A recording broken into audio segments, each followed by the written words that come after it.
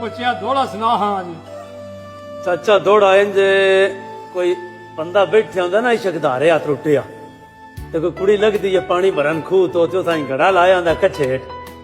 ओ हो ना अपना जमाना याद आ जाता है।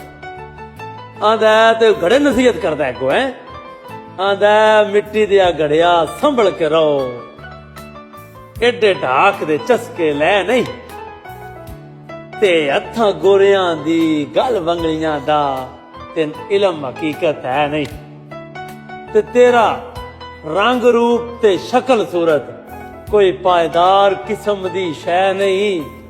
अपना वेख यात रूड़ियां ते इथों भैड़े आले पै नहीं।